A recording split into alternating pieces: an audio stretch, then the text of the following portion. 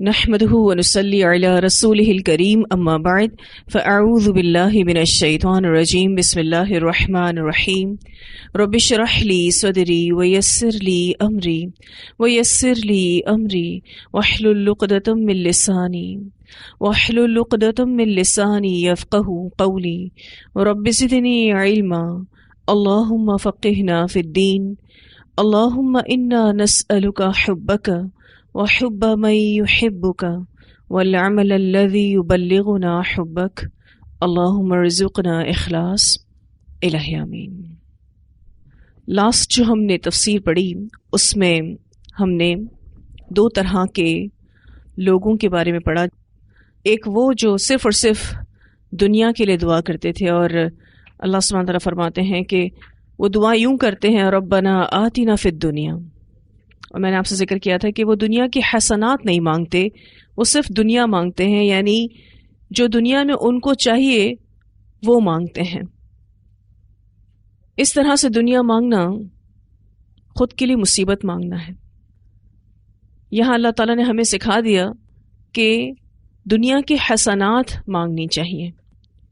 جیسے کہ ہم دیکھتے ہیں کہ ایک دوسرا کردار دعا یوں کرتا ہے ربنا آتنا فی الدنیا حسنہ وفی الآخرۃ حسنہ وقنا عذاب النار۔ بہت ہی خوبصورت دعا، بہت ہی جامع دعا جو اللہ سبحانہ تعالیٰ نے ہمیں سکھا دی۔ اور لاسٹ تفسیر میں ہم اس بات کو ڈسکس کر رہے تھے کہ دعا دراصل انسان کی اندرونی کیفیات کا اظہار ہوتی ہیں۔ جو بھی غم ہم نے پالے ہوئے ہوتے ہیں اسی کے ازالے کی دعائیں ہم کرتے ہیں۔ اور ایک بہت اہم بات کہ دعا میں دنیا مانگنا برا نہیں ہے اور منع بھی نہیں ہے، کیونکہ ہم سب کو دنیا میں رہنا ہے، اور دنیا میں رہتے ہوئے ہمیں بہت سی ضرورتیں درکار ہوتی ہیں، کیونکہ ہمارا پہلا واسطہ کس سے پڑا ہوا ہے؟ دنیا سے ہی پڑا ہوا ہے نا۔ اس لیے دعا پہلے دنیا کی ہوگی، جیسے کہ اس دعا میں ہم دیکھتے ہیں ربنا آتنا فی الدنیا حسنہ، اور آخرت کی دعا بعد میں ہے وفی الآخرۃ حسنہ وقنا عذاب النار۔ تو چونکہ ہمارا پہلا واسطہ دنیا سے پڑا ہے، اس لیے دعا پہلے دنیا کی ہوگی اور آخرت کے لیے بعد میں ہے۔ یہ دعا مانگنے والے اولو الالباب ہیں، یعنی عقل والے ہیں، جو آگ سے بچنے کی دعا کرتے ہیں۔ اور اس بات کا ذکر بھی ہم نے کیا تھا کہ خاص الخاص آگ سے بچنے کی دعا سکھائی گئی، حالانکہ یہ آخرت کی حسنات میں شامل ہے۔ وہ اس لیے کہ حدیث سے ہمیں پتہ چلتا ہے کہ لوگوں کی کثیر تعداد جہنم رسید ہوگی، اور بہت سے ایسے لوگ بھی ہوں گے جو جہنم سے نکل کر جنت میں جائیں گے۔ اسی لیے اس دعا کو خاص الخاص مانگنا ہے کہ اللہ تو ہمیں سیدھا سیدھا جنت میں داخلہ دینا، جہنم سے بچانا۔ بہت جامع دعا ہے جو اللہ سبحانہ تعالیٰ نے ہمیں سکھائی ہے، اور ہم تشہد میں بھی اس کو پڑھتے ہیں الحمدللہ۔ پھر آپ دیکھیے کہ جہاں دنیا کی حسنات ہم نے پڑھی اور مختلف چیزوں کا ذکر ہم نے آپ کے سامنے کیا تھا، وہاں ان حسنات میں صرف دنیاوی چیزیں مراد نہیں ہیں، نیکیوں کی توفیق کا ملنا بھی دنیا کی حسنات میں شامل ہے۔ اسی طرح سے اچھے اخلاق کا نصیب ہونا بھی دنیا کی حسنات میں شامل ہے۔ پھر جہاں ہم نے آخرت کے حسنات کے بارے میں پڑھا تھا اور ہم نے مختلف چیزیں آپ سے ڈسکس کی تھیں، وہاں ان میں نیکیوں کا اجر ملنا بھی شامل ہے، کیونکہ حسنہ وہ حالت ہے جو اللہ کو پسند ہو۔ ان لوگوں کی یہ دعا ہے کہ یا اللہ تو ہمیں ایسی حالت دے جو تجھے پسند ہو، جو تجھے اچھی لگتی ہے۔ تو دعاؤں میں وہی کچھ ہوتا ہے جو ہماری سوچوں میں ہوتا ہے، جو ہماری چاہتے ہیں، جو ہماری خواہشات ہیں۔ اور کسی بھی عمل کے لیے سوچ پہلی سیڑھی ہے۔ کوئی بھی عمل ہم کرتے ہیں تو سوچ اس کی پہلی سیڑھی ہے، پہلا سٹیپ ہے۔ ہم سوچتے ہیں پھر عمل کرتے ہیں. بہت آسانی سے یاد ہونے والی دعا، بہت خوبصورت دعا اللہ تعالیٰ نے ہم سب کو سکھائی ہے. اس دعا کو اپنی دعاؤں کا حصہ بنانا ہے، لازمی حصہ بنانا ہے انشاءاللہ تعالیٰ. اس دعا سے ریلیٹڈ ایک حدیث ملتی ہے.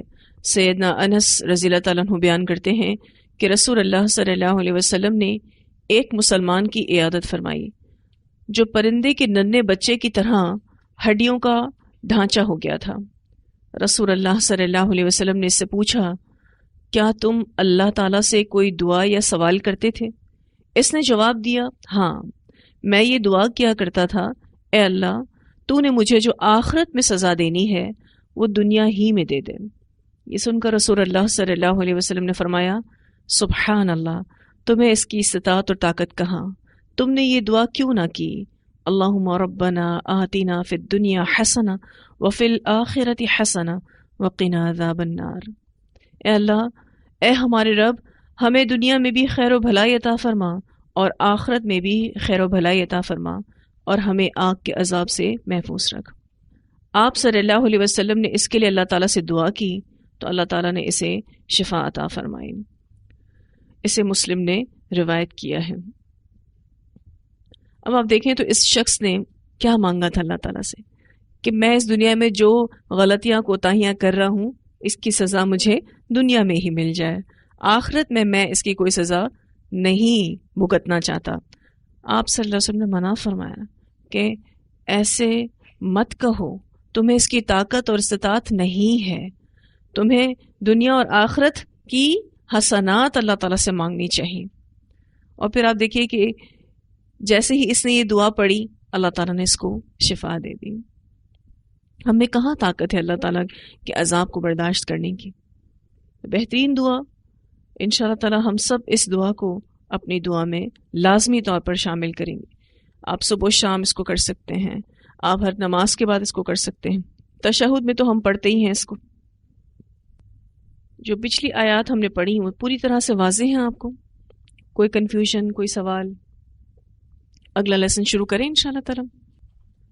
اگلا لیسن ہمارا لیسن نمبر 29 سورۃ البقرہ، آیت نمبر 204 سے لے کر 214 تک، 204 سے لے کر 214 تک انشاءاللہ. اللہ سبحانہ تعالیٰ فرماتے ہیں، وَمِنَ النَّاسِ، اور لوگوں میں سے. الناس سے مراد عامۃ الناس. سورۃ البقرہ میں جن گروہوں کا ذکر ہوا ہے ان میں سے ایک گروہ یا ایک انسان ایسا ہے. مَن یعجبک، کوئی وہ ہے جو اچھی لگتی ہے آپ کو. یعجبک کا لفظ عین جیم با سے ہے. تعجب، عجیب، عجوبہ، یہ لفظ آپ اردو میں بھی پڑھتے ہیں. اعجاب کہتے ہیں کسی کو امپریس کرنا.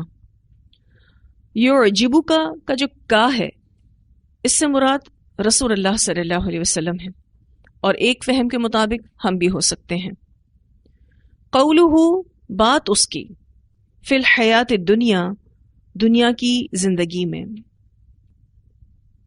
لوگوں میں سے کوئی ایسا ہے کہ جس کی بات آپ صلی اللہ علیہ وسلم کو امپریس کر رہی تھی، اچھی لگ رہی تھی، اور اس کی بات دراصل دنیا کی زندگی کے بارے میں تھی. وَيُشْهِدُ، اور وہ گواہ بناتا ہے، اللہ کو، علی اوپر، ما اس کے جو، فی قلبی ہی اس کے دل میں ہے.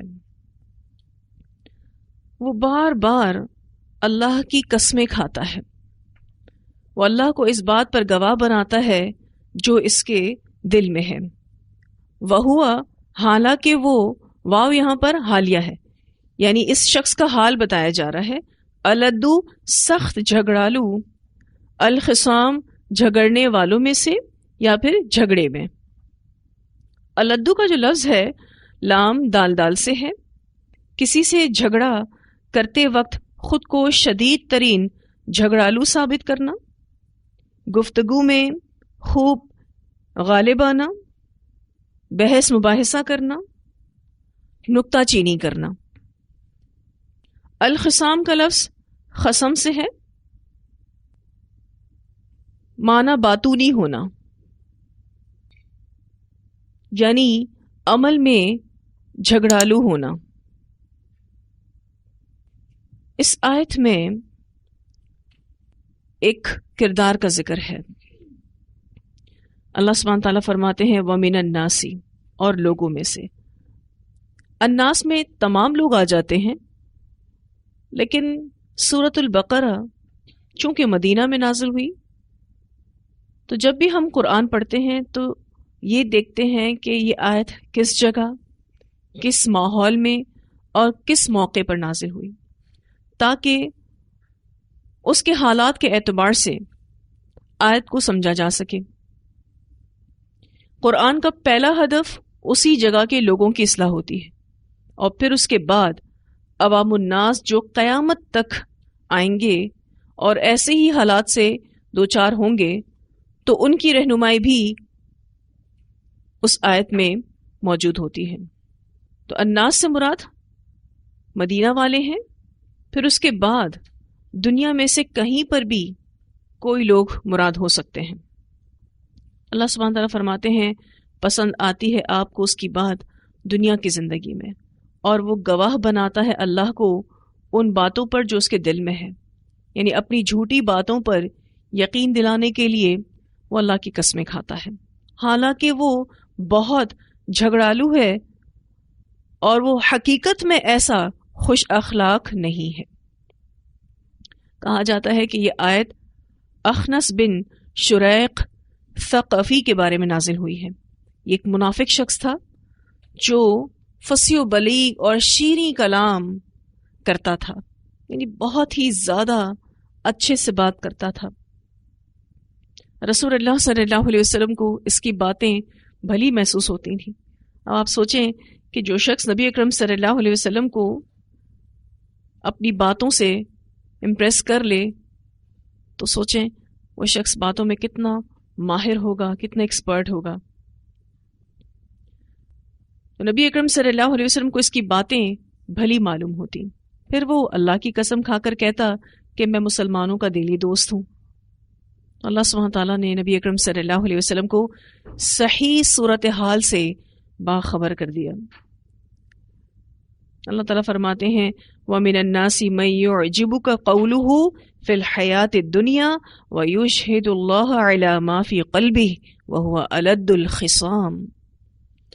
تفسیر طبری میں بھی آتا ہے، حضرت ابن عباس رضی اللہ تعالیٰ عنہما سے روایت ہے کہ یہ آیت ان منافقوں کی ایک جماعت کے بارے میں نازل ہوئی ہے جنہوں نے حضرت خبیب رضی اللہ تعالیٰ عنہ اور ان کے ساتھیوں کے بارے میں گفتگو کی تھی اور ان پر عیب لگائے تھے، جو مقام رجی میں شہید ہو گئے تھے۔ تو اللہ تعالیٰ نے منافقین کی مذمت اور حضرت خبیب رضی اللہ تعالیٰ عنہ اور ان کے ساتھیوں کی تعریف میں یہ آیت نازل فرمائی ہے۔ اب آپ دیکھیں تو اس آیت میں ایک ایسے شخص کا کردار بتایا گیا ہے جو بہت اچھے سے بات کرتا ہے، اور ایسے شخص کی اچھی باتیں لوگوں کو بہت امپریس کرتی ہیں، لیکن وہ اصل میں سخت جھگڑالو ہے۔ یہ منافقین کی صفت ہے جو یہاں پر بیان کی جا رہی ہے، جو مسلمانوں کو خوش کرنے کے لیے چکنی چپڑی باتیں کرتے ہیں اور اللہ کو اپنے قول اور فعل کی صداقت پر گواہ بناتے ہیں، حالانکہ وہ باطل کو حق دکھانے کے لیے بدترین جھگڑنے والے ہوتے ہیں۔ رسول اللہ صلی اللہ علیہ وسلم کے دور میں چند ایسے چال باز لوگ تھے، اور یہ ہمیشہ رہیں گے، یعنی ایسے لوگ قیامت تک رہیں گے۔ ان آیات میں، جو کہ آگے بھی انشاءاللہ یہ آیتیں ان کی صفات بیان کریں گی، ان آیات میں ان کی صفات بیان کر کے ان سے الرٹ رہنے کی ہدایت فرمائی گئی ہے۔ پہلی صفت اگر آپ دیکھیں تو منافق کی یہ بتائی گئی کہ وہ دنیا کی زندگی کے متعلق بہت معلومات رکھتا ہے اور ایسی باتیں کرتا ہے کہ آدمی کو حیرت ہو کہ اس کو کتنی نالج ہے۔ آخرت پر وہ بات نہیں کرتا۔ کیوں نہیں کرتا؟ کیونکہ اس کا اسے علم ہی نہیں ہے۔ پھر آپ یہاں دیکھیں تو دوسری صفت یہ بیان ہو رہی ہے کہ وہ اللہ کی قسمیں کھا کھا کر اپنے ایمان اور اخلاص کا یقین دلاتا ہے، کیونکہ وہ مسلمانوں کے ہاں اپنے بے اعتبار ہونے کو خوب سمجھتا ہے. اس کو پتا ہے اس کی باتوں کو کوئی نہیں مانے گا، اس کی باتوں پر کوئی ٹرسٹ نہیں کرے گا، اسی لیے وہ اللہ کی قسم کھا کر مومنوں کو دھوکہ دیتا ہے. اور تیسری صفت یہاں کیا بیان ہو رہی ہے؟ وَهُوَ أَلَدُّ الْخِصَامِ، کہ وہ جھگڑے میں سخت جھگڑالو ہے. ایک روایت آتی ہے، سیدہ عائشہ رضی اللہ تعالی عنہا بیان کرتی ہیں کہ رسول اللہ صلی اللہ علیہ وسلم نے فرمایا، تمام لوگوں میں سے سب سے زیادہ بغض اللہ تعالیٰ کو اس شخص سے ہے جو بہت زیادہ جھگڑالو ہے. اسے بخاری نے روایت کیا ہے. ایک اور روایت آتی ہے، سیدنا عبداللہ بن عمر رضی اللہ عنہما سے روایت ہے کہ نبی اکرم صلی اللہ علیہ وسلم نے فرمایا، 4 باتیں جس میں ہوں گی وہ خالص منافق ہے، اور جس میں ان 4 باتوں میں سے ایک بات ہوگی تو اس میں ایک بات نفاق کی ضرور ہے، یہاں تک کہ وہ اس کو چھوڑ نہ دے. اور وہ 4 باتیں یہ ہیں، جب امین بنایا جائے تو خیانت کرے، جب بات کرے تو جھوٹ بولے، جب وعدہ کرے تو وعدہ خلافی کرے، اور جب لڑے تو بیہودہ گوئی کرے. اسے بخاری نے روایت کیا ہے. کتنی بار یہ حدیث ہم پڑھ چکے ہیں، منافقین کی 4 علامات جو اس حدیث میں بیان ہوئی ہیں. چاروں جس میں ہیں وہ تو خالص منافق ہے، اور اگر کسی میں ایک بھی صفت ہے تو وہ بھی نفاق پر ہے، جب تک کہ وہ اس کو چھوڑ نہ دے. خیانت کرنے والا، جھوٹ بولنے والا، وعدہ خلافی کرنے والا اور گالم گلوچ کرنے والا. اور یہاں پر اسی صفت کا ذکر ہو رہا ہے، وہ الد الخصام، جو اس حدیث کے آخر میں بیان ہوئی کہ جب لڑے تو بیہودہ گوئی کرے، یہ زبان کا غلط استعمال کرے.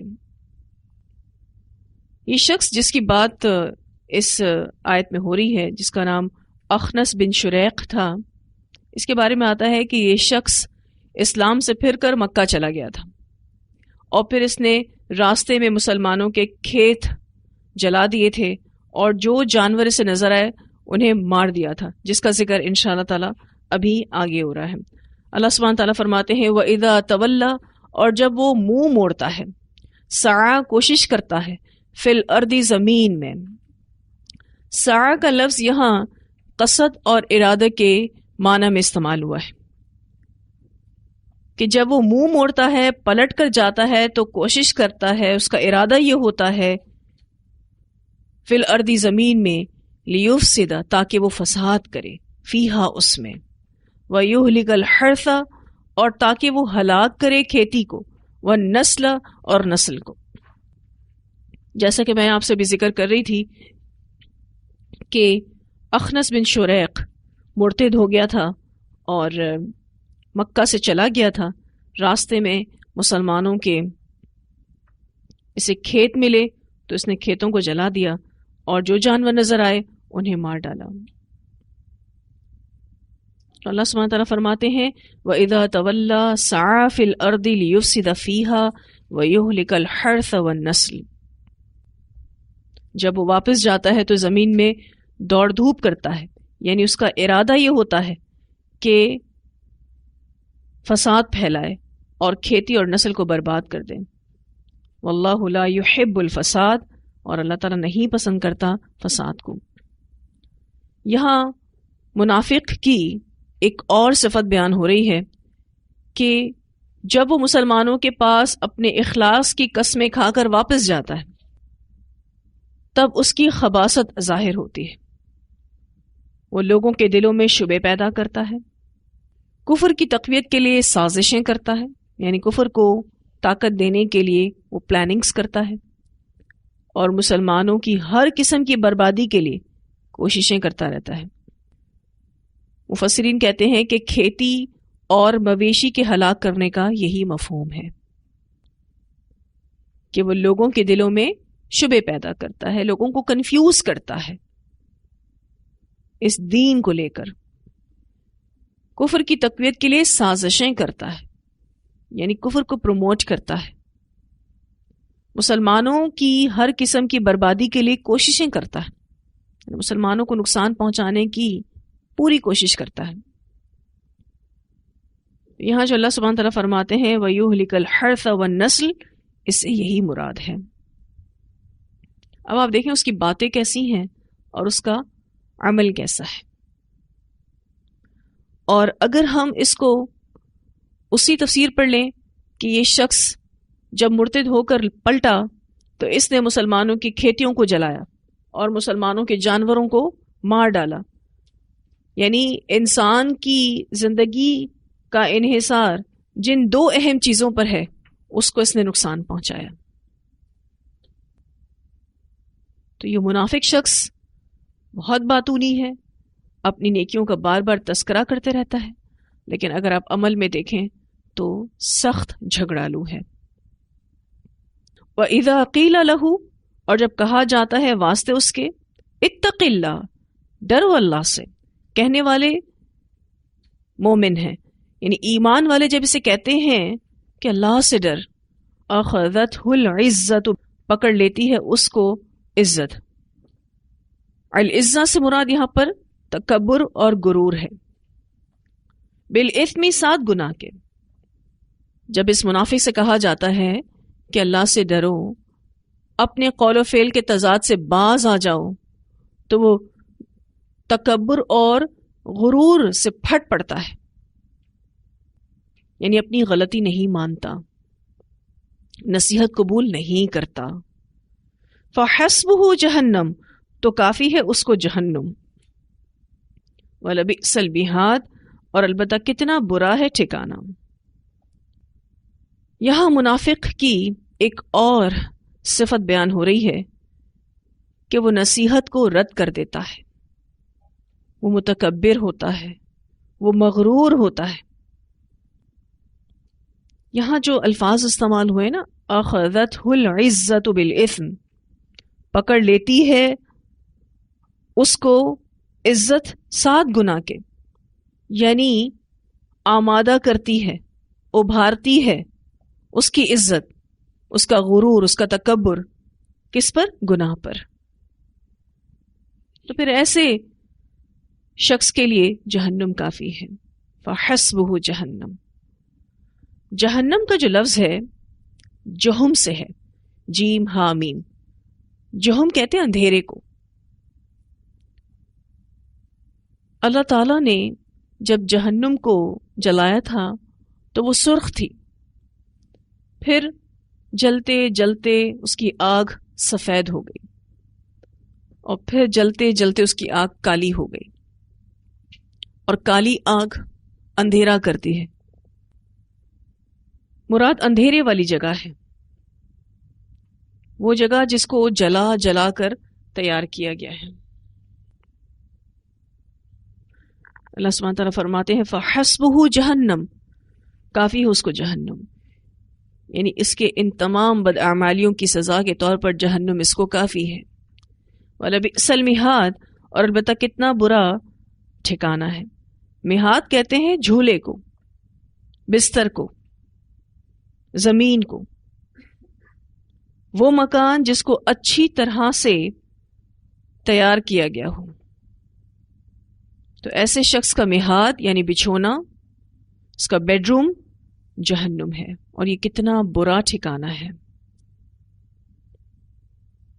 اب آپ دیکھیں اس کے تکبر کی انتہا، کہ اپنی غلطی کو نہیں مانتا۔ اس بارے میں ایک روایت آتی ہے، رسول اللہ صلی اللہ علیہ وسلم نے فرمایا، جس شخص کے دل میں ذرہ برابر بھی تکبر ہوگا وہ جنت میں داخل نہیں ہوگا۔ ایک شخص نے کہا، آدمی اس بات کو پسند کرتا ہے کہ اس کے کپڑے اچھے ہوں، اس کے جوتے اچھے ہوں، کیا یہ بھی تکبر ہے؟ کیونکہ جب نبی اکرم صلی اللہ علیہ وسلم نے ایک سٹیٹمنٹ دیا کہ ذرہ برابر بھی تکبر ہوگا تو جنت میں انٹری نہیں ملے گی، تو فوراً سے ایک شخص کے دل میں سوال آیا کہ اچھے کپڑے پہننا، اچھے جوتے پہننا، یہ تکبر تو نہیں ہے؟ یعنی اس میں انسان کو شوق ہوتا ہے کہ میں اچھا دکھائی دوں۔ اچھے کپڑے پہن کر اور اچھے جوتے پہن کر میں اچھا لگوں، تو کیا یہ تکبر تو نہیں ہے؟ تو رسول اللہ صلی اللہ علیہ وسلم نے فرمایا اللہ تعالیٰ خوبصورت ہے اور خوبصورتی کو پسند کرتا ہے، لہٰذا اچھی چیز کو پسند کرنا تکبر نہیں ہے۔ تکبر تو یہ ہے کہ حق کو ٹھکرایا جائے اور لوگوں کو حقیر سمجھا جائے۔ اسے مسلم نے روایت کیا ہے۔ اسی طرح ایک اور روایت آتی ہے، سیدنا ابو ہریرہ رضی اللہ عنہ بیان کرتے ہیں کہ رسول اللہ صلی اللہ علیہ وسلم نے فرمایا پروردگار کے سامنے جنت اور دوزخ میں جھگڑا ہوا۔ جنت کہنے لگی پروردگار میرا تو حال یہ ہے کہ مجھ میں تو وہی لوگ آ رہے ہیں جو دنیا میں ناتواں اور حقیر تھے، اور دوزخ کہنے لگی کہ مجھ میں وہ لوگ آ رہے ہیں جو دنیا میں متکبر تھے۔ اللہ تعالیٰ نے جنت سے فرمایا تو میری رحمت ہے، اور دوزخ سے فرمایا تو میرا عذاب ہے۔ اسے بخاری نے روایت کیا۔ اس حدیث پر اگر آپ تھوڑا سا غور کریں، سٹارٹنگ میں بات ہو رہی ہے پروردگار کے سامنے جنت اور دوزخ کا جھگڑا ہوا۔ اس سے پتہ چلتا ہے کہ یہ ایسی مخلوق ہیں جو باتیں کرتی ہیں، جنت بھی بات کرتی ہے، دوزخ بھی بات کرتی ہے۔ جنت کہنے لگی پروردگار میرا تو حال یہ ہے کہ مجھ میں تو وہی لوگ آ رہے ہیں جو دنیا میں ناتواں اور حقیر ہیں، یعنی عاجز مزاج قسم کے لوگ میرے اندر آ رہے ہیں۔ اور دوزخ کہنے لگی کہ مجھ میں وہ لوگ آ رہے ہیں جو دنیا میں متکبر تھے۔ اللہ تعالیٰ نے جنت سے فرمایا تو میری رحمت ہے، اور دوزخ سے فرمایا تو میرا عذاب ہے۔ اسے بخاری نے روایت کیا ہے۔ یعنی جو عاجز مزاج لوگ ہوں گے وہ اللہ کی رحمت میں داخل ہوں گے، اور جو متکبر قسم کے لوگ ہوں گے وہ اللہ کے عذاب سے دوچار ہوں گے۔ ایک اور روایت آتی ہے رسول اللہ صلی اللہ علیہ وسلم نے فرمایا کیا میں تمہیں نہ بتاؤں کہ جنتی کون ہے؟